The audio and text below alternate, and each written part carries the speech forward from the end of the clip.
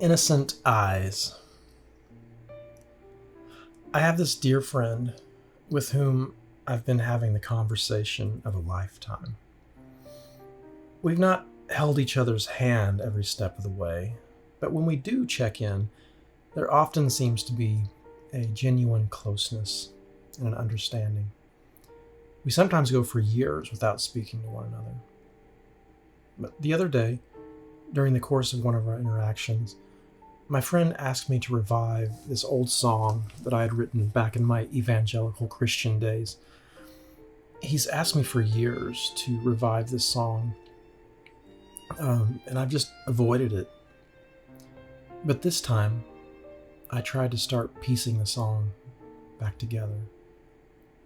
As I was remembering this song, I came eventually to the final line, which is from the Gospel of John. It says, "To those who would believe in his name, he gave the right to become children of God." And I'm sitting there with my guitar, and I'm trying to make peace with this line.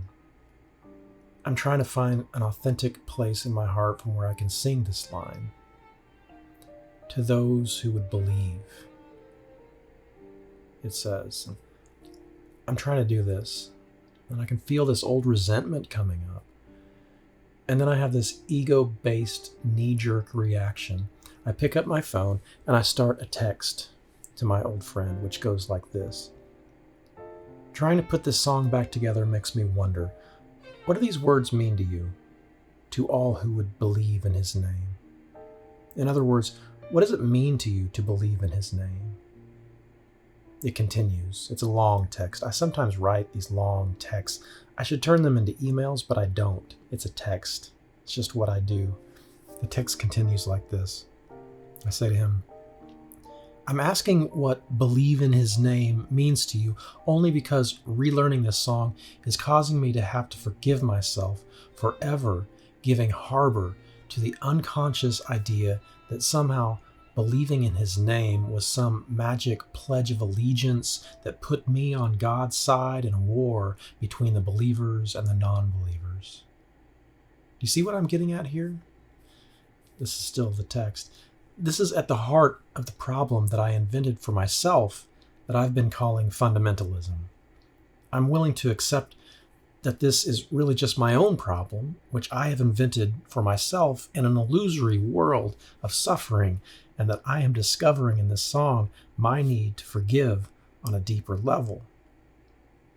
I'm going to write about this. I'm going to forgive myself and whatever it is that I have identified as fundamentalism, which seems to be something that is outside of me in the other. I'm going to make a YouTube video about this. Are you willing to have this conversation with me? End text. Thank God I didn't send it, right? It was actually even longer than what I just read. That was the edited version for this video. Let's just imagine that I had sent that text, though. What kind of help would that have been to my friend? None. Even though, as I was writing the text, I was consciously trying to soften the edges around anything that might seem attacking or accusational, it's still going to confuse him, right? I mean, the last time me and my friend got together, it's not as if we had a problem relating at all. And in fact, I felt a deep communion with him. So why mess that up with this text? We actually had so many similarities last time we talked. We're both on the same spiritual journey, heading for the same home. If I had sent that text, what I'm really asking him to do is to enter into my little ego trip with me. I'm asking him to try and help me sort things out for myself, right? Would a friend ask a friend to do that? No, that's just not right. Not at this point in my development. But that's exactly what I've often tried to do with my own unforgiveness issues. And this is even as I'm making honest attempts to smooth the edges around my language. I've asked those others around me whose thinking that I view as faulty somehow to enter into some kind of impossible conversation. There are so many reasons that I do all of this, all of them seemingly really, really good. One of the reasons goes like this: you're not trying to change him, you're just making an honest inquiry, trying to have a conversation. It sounds reasonable to me, but I don't think it's true. Sorting that kind of stuff out is a job that only a true teacher or savior or a guru can do. And where do I encounter that savior? Really? Within myself. And here's the hard lesson. If I go outside myself and ask a bunch of confusing questions to people or confront them, I know they don't have the answer to these questions. I know that they're not going to answer in the way that I think they need to. If I do that before I've given myself to some kind of authentic change, things get really confusing for everyone involved. Oftentimes people feel attacked when their views are called into question, right? We know that. We see that all the time, almost everywhere now, don't we? And when people feel attacked, nothing changes because we just go into defense. I draw nearer to the point of this video because I believe that this conversation that I've been trying to have with my friend is a universal one, and not one that is exclusive to the religious mind. Religion just happens to be where I became familiar with this particular neurosis that manifests itself in this illusion of separate self. This world of division and isolation and alienation, this world in which the other is out there and we'd better prove ourselves right and prove them wrong. We better defend ourselves from their attack, or we better attack them before they attack us. Well, some of us, we're really mature and we've outgrown the full frontal attack. Yes, there are those of us who understand that we shouldn't hurt others or call names. Some of us understand that it is not our job even to dismantle the faulty thought patterns of the other. We've grown in our sensitivity enough to soften the edges of our language. Yet our neurosis persists. It hides out very sneakily in the quiet, yet still quite alienating judgments that we make about those others who just don't quite get it. There's so many ways that this separate self ego thing can keep us from bringing true peace and healing to our brothers and sisters. And the reason why we can't heal those others who seem to be outside of ourselves is that our ego has yet to surrender to the true self. We're generally quite unaware of how our unconscious grievances and resentments are isolating us from seeing ourselves and the world with innocent eyes. Yes, my friend, that's what I said. Innocent eyes. Until we see our brothers and sisters as they truly are, which is innocent and loving at the core, we are impotent in our efforts to bring healing to the world. What we need are innocent eyes, which see innocence in everyone and everything, the eyes of a true Savior. And this is why I think that this neurosis, which seems to make itself so obviously understandable in a religious context, is still worth looking at. It's worth understanding because I think that it's a key for us all waking up together and seeing this world and all its inhabitants through these innocent eyes. And what I'm talking about here is that idea that if I believe correctly, I'm going to heaven, you're going to hell, right? That if I believe correctly, I'm on the right side, right? If I think correctly, if I know correctly, then I'm on the good side, and I know who's on the bad side, right? That's what we're talking about here. I'll tell you a story. I came to my first conscious spiritual experience through the story of Christ. And that happened for me with a group of people who had all been affected on some level by the Spirit and the story of Christ. For me, at the time, this was a very good thing because I felt very scared and alone. I had been suffering very deeply. At the root of all our suffering is this illusion of separateness. And in that community, I was relieved of that illusion. This body of people formed a support system in which I began to experiment with the divine. For that love I received, I am truly grateful. I experienced a certain level of safety and sense of belonging that encouraged me to move forward in answering this calling to be a true teacher of God. And I still feel that calling very strongly in my life today. Now, after having described very briefly the good things that happened for me in that community, I'm now going to try and shine a light on the neurosis that I also encountered in myself in that setting. And I want to be really careful here. Please understand that the only way that I can even know the neurosis is within myself. If I use these symbols, these words in which I now work to accuse the other, then I have completely missed the point. To be clear, I can only know this neurosis in myself. And the only place that I can truly work through this is within myself. The only place that I can really forgive this is in myself. If I try to put it out there on somebody else, on the other, then I've missed the point completely.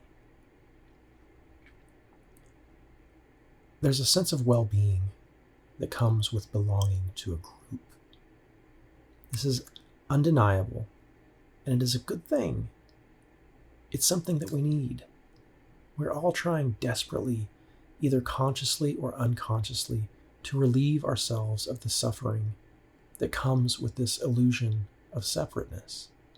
And after all, it is the illusion of separateness from which Christ came to set us free. In the story of Christ's crucifixion, we see his willingness to let go of the body, or the flesh. Then, in the resurrection, Christ shows us that this world is not nearly as solid as it seems, that death and sickness are an illusion that we can choose to see through. He made it clear that we could see through the illusion, but only if we were willing to surrender our false self, our ego, our neurosis. He showed us how perfect forgiveness can set us free. He was able to forgive because he was himself free from the illusion of this world, free from the illusion of separate self. In the moment in which it should have been impossible for him to forgive, as his body was being shamed and tortured by the other, he chose forgiveness. He was able to choose forgiveness because he was seeing the world through innocent eyes. He understood that time and space and the separateness that comes with those constructs of the human mind was an illusion. And he saw through the illusion of separate self. Not only did he understand these things conceptually, he was himself the oneness. He was free from the illusion of separate self. He not only spoke of love, he was love. He became that oneness, which is why he was not constrained by the usual rules of this world. He and the Father were one, meant that he was united with the true nature of reality, love. He knew that there was nothing to lose here in this world. There was no sacrifice because he understood that all there was to give up was this false world. And giving up a false world is really no sacrifice at all. He had already realized his true identity in the One, in God, the I Am, the Isness, the Father. What he was giving up was only an illusion. He had already fully accepted the only life there really is, which is life in God, which is the true nature of reality, love. Now, it seemed to me from a very early stage of my conscious spiritual development that I was called to this path of absolute surrender, which Christ had illuminated so clearly. It seemed clear to me that there was no part way in all of this. I became convinced that God's reality was the only reality and that there was no other reality worth paying any attention to. So what I did was this. Me and my wife, we sold all our possessions and gave away all the money to people who were in need. It was an act that I made with the intention of truly knowing God, a prayer. This is what I told myself. This is what I told God. This is the intention that I set. God, I want to know you. God, I need to know you. I need intimate knowledge of the true being, of the true nature of reality. The prayer of my heart was this: I want to know the Christ, the power of his resurrection, the fellowship of sharing in his suffering, and somehow to achieve a resurrection from the dead. I prayed, burn me up, anything that is not of you, God, anything that is not love that is in here, burn it up. At the time, I didn't quite understand what this prayer might mean for me. I could sense that there was in me something that was resistant to the truth, resistant to love. I was not at peace, but I had seen peace. I had experienced peace. I had glimpsed into the eternal, and I was hungry for the intimate knowledge of the truth. I had peered into a deeper reality, the only reality, love's reality, God's reality, and I had already made the decision and accepted that reality to be my true home. I knew that I needed my life to be dedicated to this homecoming. I thought that God would send us into the mission field. I thought that God would send me and my young family off to some far-off place, Zimbabwe, perhaps. I don't know why I thought Zimbabwe, but that's what I thought. But that's not what happened at all. What happened, as far as I could tell, was absolutely nothing. Where I had once heard God's voice, everything became quiet.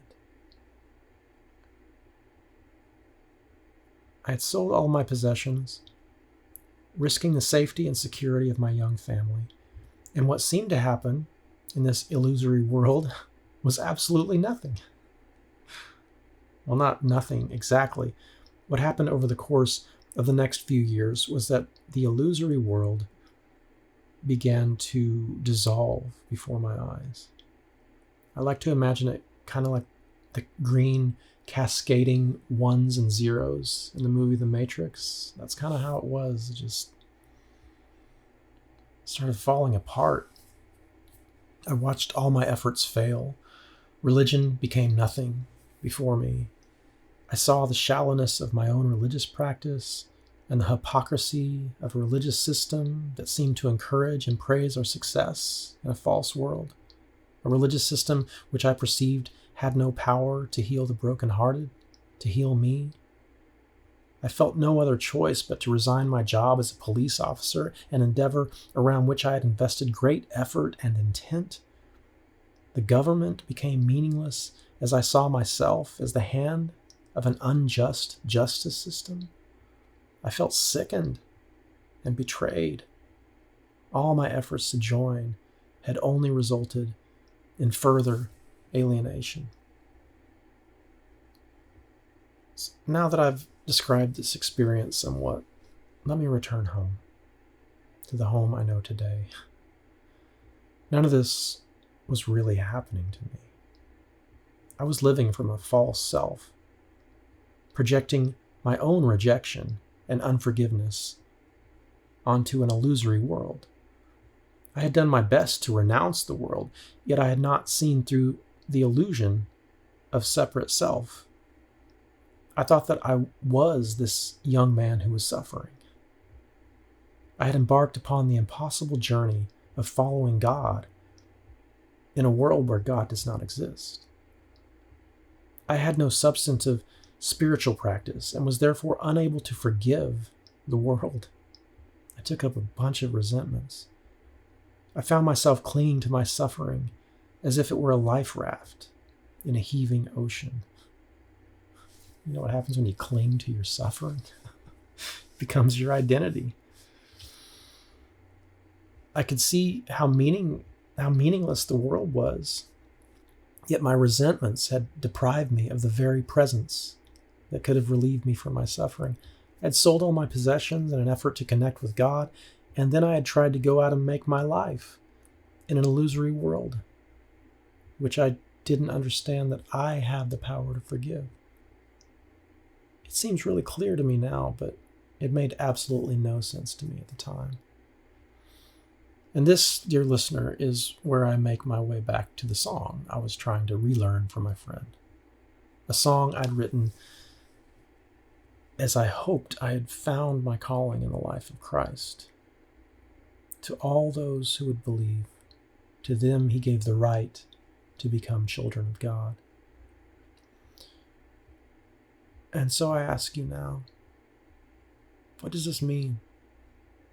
What does it mean to be a child of God?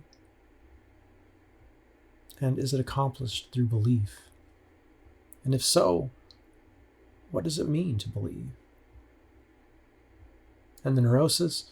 Well, at its core, the neurosis is simply this belief that we are living a separate existence. This belief that we are alienated and separated, and there's something that has to be done about that. How can we come to understand ourselves as part of the one, or as the one? How can we come to see our brothers and sisters with innocent eyes? How can we come to see ourselves with innocent eyes? How can we come to forgive all of this and to see the world, to see what truly is? I've got no great finish to this essay, my friend. I'll be honest with you. I'm not going to tell you that you should follow in my example of selling all. I have no professional success to speak of. My marriage ended in divorce. Here I sit in a small room which I have hardly ventured out of for the last several weeks. A room I only have by the generosity of, dare I say it, my mother. I've struggled to make meaning in a meaningless world. I've struggled to raise my children, to be a good husband. I've fought the good fight within myself. I've been to 2 emergency rooms, a psych unit, 2 mental health treatment facilities in my efforts to remain here among the living. I will not list all my past activities and pursuits as a means to justify myself. That would be meaningless, for they are meager at best. I have no real ambition in this world now, except one: to see that which really is. I hope to wake up to God's reality. I hope to experience a true resurrection. And no one can give this to me. No one can do this for me. I know that now. I'm not going to find it in a hospital. I'm not going to find it by taking psychiatric medication to relieve the symptoms of this illness that our world is experiencing today. I'm not the only one. No one can talk me into this. This is between me and the Great Spirit of life. I release my obligation to meet the requirements of this false world that we have constructed for ourselves. It has no meaning to me, and I have no heart to participate. My only function is forgiveness. I must exercise the deepest forgiveness that I have ever known, and I must rely on God's strength to do this work in me. I pray that God will give me the strength to answer every moment with absolute and unconditional forgiveness for my brothers, my sisters, and the world that I see.